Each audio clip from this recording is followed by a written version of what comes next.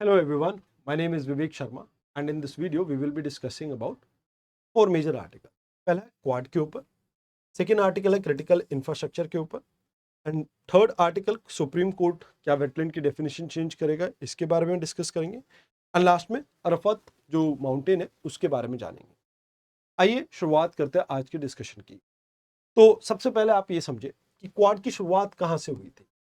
जब Indian ocean में एक सुनामी आई थी 2004 के आसपास, तो वहां से इसकी शुरुआत होती है एंड 2007 आते आते शिंजो आबे, जो कि आप ये कह सकते हैं जापान के उस समय के लीडर थे, उन्होंने कहा कि भी हमें एक क्वाड नाम की ग्रुपिंग स्टार्ट करनी चाहिए जिसमें इंडिया, यूएस, जापान और कहीं ना कहीं जो आपकी ऑस्ट्रेलिया ये पार्टिसिपेट करे और जिससे हम चाइना को काउंटर कर सकते हैं इंडियन ओशन के अंदर।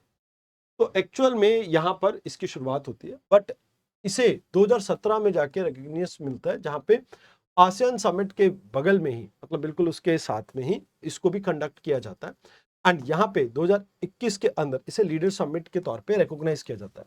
बट अभी इसके अंदर एक बड़ी प्रॉब्लम ये चल रही है, 2024 के बाद से 2024 में भी नहीं हुई थी, 2024, 2025 और 2026 अभी तक ये लीडर समिट पेंडिंग है और कहीं ना कहीं ये एक बड़ा हमारे लिए कहीं ना कहीं एक चैलेंज है, क्योंकि रेगुलर मीटिंग नहीं होगी तो आपस में कॉपरेशन बहुत ज्यादा बिल्ट हो नहीं पाएगा। अब कॉपरेशन क्यों चाहिए, तो कहते हैं हम free and open Indo Pacific region की बात करते हैं, खासकर साउथ चाइना सी में। यहाँ पर जो चाइना अपने आप से सारे रूल्स को बदल रहा है, खासकर United Nation Convention on Laws of Sea को फॉलो नहीं कर रहा है, तो यहाँ पे रूल बेस्ड इंटरनेशनल ऑर्डर को परस्यू करेगा ये आपकी organisation. Moreover maritime security के ऊपर भी फोकस है कि भाई हम अवेयरनेस बिल्ड करेंगे इंडो पैसिफिक पार्टनरशिप और मरीन टाइम डोमेन अवेयरनेस के साथ। देन ब्रॉड फंक्शन ये भी है कि भाई हम सिक्योरिटी इंश्योर करेंगे क्रिटिकल टेक्नोलॉजी में, सप्लाई चेन रेजिलियंस में एंड इंफ्रास्ट्रक्चर डेवलपमेंट में। अब चाइना को काउंटर वेट करना इतना आसान नहीं है, चाइना इसे एशिया की नाटो के तौर पे देखता है एंड चाइना का कहना है कि भाई आप कोल्ड वॉर वाले सिनेरियो में जा रहे हो और ये कहीं ना कहीं वर्ल्ड की पीस के लिए ठीक नहीं है। तो यहाँ पे ये ड्यूअल नेचर है, मतलब पॉलिसी के ऊपर भी फोकस है जहाँ पे डेवलपमेंट एक एस्पेक्ट है और दूसरी तरफ सिक्योरिटी भी इसका एक एस्पेक्ट रहता है। तो कहते हैं सबसे पहले तो आप लीडर समिट को ना कहीं इंस्टीट्यूशनलाइज करो कि भाई हर साल ये कंडक्ट हो। मोर ओवर आप ऑपरेशनलाइज कीजिए rapid deployment of technology and infrastructure, real time basis पे इंफॉर्मेशन शेयरिंग आपस में हो एंड नॉन सिक्योरिटी एजेंडा को आप और ज्यादा ब्रॉड कर सकते हो, जिससे health, climate change and undersea cable infrastructure, disaster, आपका रिलीफ, इसके ऊपर आप फोकस कर सकते हो। कहते हैं इससे कहीं ना कहीं हम इंश्योर कर सकते हैं freedom of navigation and maintenance of commerce in the Indo Pacific and more over energy security को भी यहाँ पे इंश्योर कर सकते हैं। तो इसके रिगार्डिंग ये मेंस का आर्टिकल, ये आपका प्रीलिम्स का आर्टिकल। आइए अब बात करते हैं क्रिटिकल नेशनल इंफ्रास्ट्रक्चर की। अब जिस तरह से इंटरनेट और इंटरनेट ऑफ थिंग्स और आईटी सेक्टर का ग्रोथ हो रहा है, तो कहीं ना कहीं ये क्रिटिकल नेशनल इंफ्रास्ट्रक्चर हमारे लिए काफी इंपॉर्टेंट हो जाते हैं। ये होते क्या है? कहते कोई भी ऐसा फिजिकल या वर्चुअल एसेट या नेटवर्क या सिस्टम या फैसिलिटी जो बहुत ज्यादा जरूरी है किसी देश की काम के लिए, अगर वो डिसरप्ट हो जाता है या डिग्रेड हो जाता है या डिस्ट्रॉय हो जाता है, तो कहीं ना कहीं बहुत ज्यादा इंपैक्ट पड़ेगा आपकी नेशनल सिक्योरिटी के ऊपर, इकोनॉमिक स्टेबिलिटी के ऊपर, पब्लिक हेल्थ के ऊपर और कहीं ना कहीं सेफ्टी के ऊपर। तो कहते हैं national critical information infrastructure protection centre जो है ये आपकी नोडल एजेंसी है जो कि आईटी एक्ट से अपनी पावर ड्रॉ करती है। अब यहाँ पे ये कहा जाता है कि जैसे एनर्जी सेक्टर है तो न्यूक्लियर प्लांट हो, चाहे आपके इलेक्ट्रिक ग्रिड्स हो, ऑयल कंपनीज हो, ये सब कंप्यूटराइज हो चुके हैं काफी हद तक। मोर ओवर आपके telecommunication network, internet infrastructure, satellite systems, ये सब भी इसी कैटेगरी क्रिटिकल इंफ्रास्ट्रक्चर में आते हैं। फाइनेंस में अगर बात करें, कोर बैंकिंग सिस्टम है, स्टॉक एक्सचेंज है, क्लियरिंग हाउस है या digital payment system. Aviation sector हो गया, मेरीन टाइम पोर्ट्स हो गए, मास ट्रांजिट, रेलवे और नेशनल हाईवेज एंड साथ के साथ आपके जैसे वाटर ट्रीटमेंट प्लांट्स हैं, रिजर्वायर्स है, पब्लिक हेल्थ सिस्टम्स है और डिफेंस में भी आपकी यूनिट्स हैं, स्पेस सिस्टम्स हैं, असेंशियल गवर्नेंस फैसिलिटीज हैं। कहते हैं ये सब क्रिटिकल इंफ्रास्ट्रक्चर के अंदर आते हैं। अब प्रॉब्लम ये है कि यहाँ पे ट्रेडिशनल ऑपरेटिंग टेक्नोलॉजी जो है, खासकर जो पहले जो आपकी टेक्नोलॉजी वो ऑपरेट करती थी वो इंटरनेट से बहुत ज़्यादा कनेक्टिव नहीं थी, तो इस वजह से बहुत ज़्यादा हमें डर नहीं था। बट अब हैकिंग का बहुत ज़्यादा डर है। तो कहते हैं कि भाई पहले आइसोलेटेड फॉर्म में आपके इंटरनेट से ये ऑपरेट करती थी, तो इस वजह से बहुत ज़्यादा प्रॉब्लम नहीं थी। बट मॉडर्न ऑटोमेशन के साथ यहाँ पर साइबर अटैक के चांसेस इंक्रीज हो जाते हैं, खासकर स्टेट स्पॉन्सर्ड एक्टर्स या आपके सोफिस्टिकेटेड रैंसमवेयर जो ऑपरेटर्स होते हैं, जो रैंसमवेयर अटैक एक कंडक्ट करते हैं, तो कहते हैं कि इनसे बहुत ज़्यादा डर है एंड कहीं ना कहीं इसका बहुत ज़्यादा कास्केडिंग इफेक्ट हो सकता है, कहीं ना कहीं ये डोमिनो इफेक्ट को क्रिएट करेगा जो कि आपके एनर्जी सेक्टर को पूरा पैरालाइज कर सकता है, बैंकिंग सेक्टर को कर सकता है एंड इवन आपके टेलीकॉम सेक्टर को भी पूरी तरह से पैरालाइज कर सकता है। तो कहते हैं कि भाई एक्सट्रीम वेदर के हिसाब से भी ये अभी बहुत ज़्यादा सूटेबल नहीं है क्योंकि टेक्नोलॉजी हमने बहुत ऑब्सोलीट यूज़ की है। तो यहाँ पे ये कहा जाता है कि भाई हमें कहीं ना कहीं इससे बेनिफिट ये मिलता है कि सर्विस डिलीवरी बहुत अच्छी होती है, आपको मेंटेनेंस का पता लग जाता है कब करनी है और सेंट्रलाइज्ड आप वे में मॉनिटर इसे कर सकते हो। बट यहाँ पे आपको ये समझना होगा कि आपका जो कन्वर्जेंस है आईटी सेक्टर और नॉन आईटी सेक्टर का वो बहुत लूप साइडेड है एंड कहीं ना कहीं हार्डवेयर और सब आप या चिप्स के लिए आज भी फॉरेन कंट्रीज के ऊपर बहुत ज़्यादा डिपेंडेंट है एंड हमारी प्रोक्योरमेंट एंड कंप्लायंस भी बहुत सारी वीक रहती है। तो कहते हैं कि भाई यहाँ पे स्टेट स्पॉन्सर्ड या नॉन स्टेट एक्टर्स का आपके क्रिटिकल इंफ्रास्ट्रक्चर पे अटैक कहीं ना कहीं आपकी इकोनॉमी के लिए एक बड़ा डैमेज क्रिएट कर सकते हैं। तो यहाँ सबसे पहले आपको याद रखना है कि Indian computer emergency response team और जो आपकी ये ऑर्गेनाइजेशन है that is your national critical information infrastructure protection centre, ये मेजर इंस्टीट्यूशंस हैं जो इस तरह के अटैक से डील करती है। अब यहाँ कहा जाता है कि भी सबसे पहले आप आत्मनिर्भर भारत के ऊपर फोकस करो, डिफेंस टेलीकॉम और यूटिलिटी नेटवर्क के अंदर मिनिमाइज करो फॉरेन डिपेंडेंसी को। उसके अलावा ई लॉक सिस्टम आप लेके आओ, ऑटोमेटेड ओटीपी ऑथेंटिकेशन या जीपीएस ट्रैकिंग करो ताकि इस तरह के आप प्रॉब्लम से बच सके। तो कहते हैं अगर आपका आईटी सिक्योरिटी या ओटी सिक्योरिटी, ऑपरेशनल टेक्नोलॉजी और इंफॉर्मेशन टेक्नोलॉजी दोनों पे अटैक होता तो क्या इंपैक्ट आएगा। तो कहते हैं कि यहाँ पे आपका डाटा जो है वो ब्रीच कर सकता है। ये 3 से 5 साल तक एसेट आपका मेंटेन रहता है, सॉफ्टवेयर फ्रिक्वेंटली अपडेट होता है, पैच वर्क वगैरह आता रहता है, तो वो टाइम टू टाइम अपडेट होते रहते हैं। बट इसमें डाटा थेफ्ट, फाइनेंशियल लॉस और रेपुटेशन का डैमेज एक मेजर प्रॉब्लम आती है।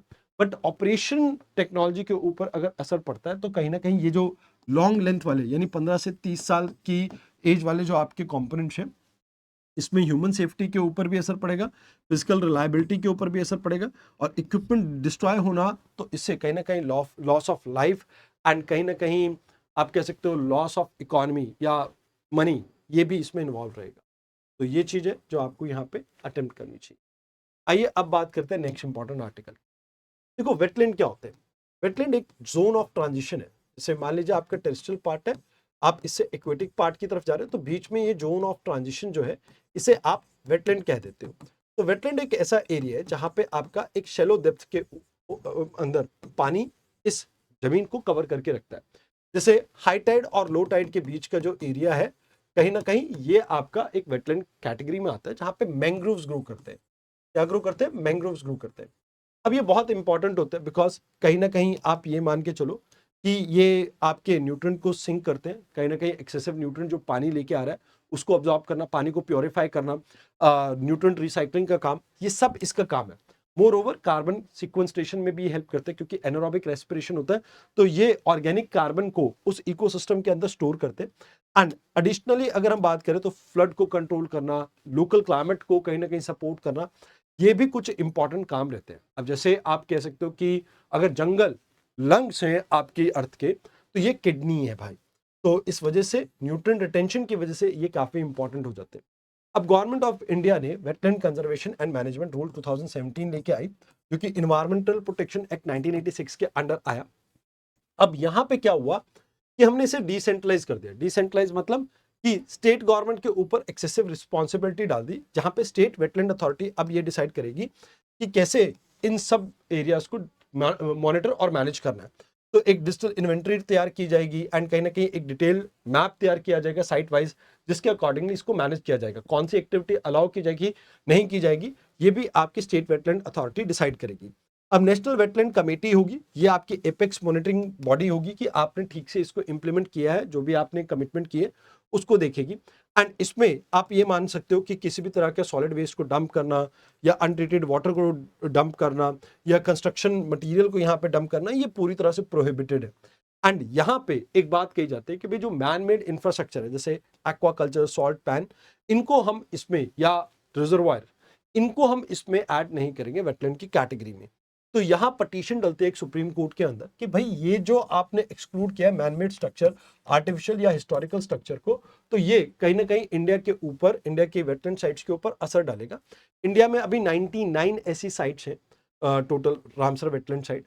रामसर क्या है, 1971 में एक्चुअल में वेटलैंड के वाइस एंड सस्टेनेबल यूज को प्रमोट करने के लिए एक इनिशिएटिव स्टार्ट किया गया था, जिसको हम रामसर कन्वेंशन कहते हैं। इसके अंडर आप अपने यहाँ पे कुछ ऐसी वाटर बॉडीज को लाइक आप कह सकते हो कि रिप्रेजेंट करते हो, जिससे आप ये कह सकते हो कि जिसे आप प्रोटेक्ट करोगे और डैमेज नहीं करोगे।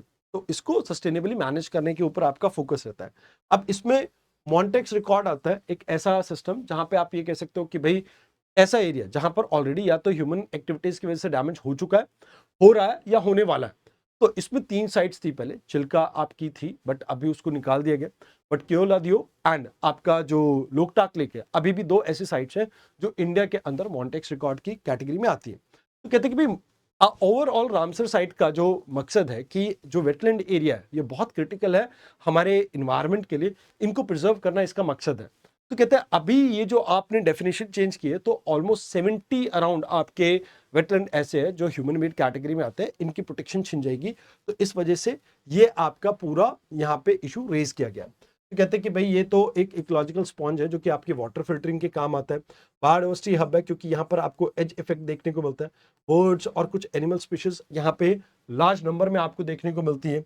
एंड ये हाईली आप कह सकते हो प्रोडक्टिव एरिया इकोलॉजी के प्रोस्पेक्टिव से, यहाँ पे लाइवलीहुड मिलता है बिकॉज यहाँ पे जो आपके फिशेज हैं, फिशेज आपके इस एरिया में अच्छी खासी ग्रो करती है। तो यहाँ इस वजह से आप ये कह सकते हो कि जो मछुआरा कम्युनिटी है उनके लिए लाइवलीहुड भी मिलता है। तो कहते हैं कि भाई आपने 2 चीजें करी यहाँ पे। पहली बात तो सॉरी 99 में see not 70, it was somewhere around 35 ऐसी साइट्स हैं जिसके ऊपर इसका असर पड़ेगा।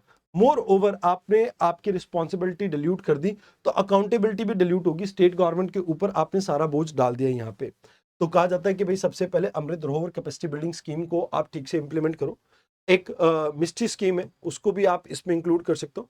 And wetland of India portal आपने जो बनाया वो भी आप इसमें इंक्लूड कर सकते हो, जिसके बेसिस पे आप वेटलैंड को मॉनिटर कर सकते हो। ये कुछ गवर्नमेंट के इनिशिएटिव हैं जो हाल फिलहाल में लिए गए ताकि वेटलैंड को ठीक से मॉनिटर किया जा सके। तो ये आपका वेटलैंड से रिलेटेड मेंस का क्वेश्चन और प्रीलिम्स का। अब बात करते हैं लोकेशन ऑफ माउंट अराफात की। तो अभी आपको पता होगा कि हज यात्रा चल रही है, तो यहाँ पे ओपन एयर में कुछ रिचुअल कंडक्ट किए जाते हैं इस माउंट अराफात में। तो एक्चुअल में अगर हम बात करें सऊदी की, तो जॉर्डन, इराक, कुवैत और कतर और यूएई के साथ ये अपने बॉर्डर शेयर करता है। वाटर बॉडीज में अगर बात करें तो पर्शियन गल्फ आ जाती है और उसके बाद ओमान, यमन इसके साउथ की तरफ आ जाते हैं and Red Sea towards west की तरफ आता है। तो यहाँ पे आपको इस लोकेशन को याद रखना है कि 20 किलोमीटर दूर मक्का से आपका ये माउंट अराफात लोकेटेड है, जहां पर कुछ रिलीजियस प्रैक्टिसेस की जाती हैं, बट ओपन में हीट वेव चल रही है। तो इस वजह से ये एरिया थोड़ा न्यूज में था क्योंकि लाखों लोग यहाँ पे हज यात्रा के लिए आए हुए हैं। तो दीज आर द थिंग्स जो आज की आर्टिकल में हमें डिस्कस करने थे। आज के लिए इतना ही, धन्यवाद।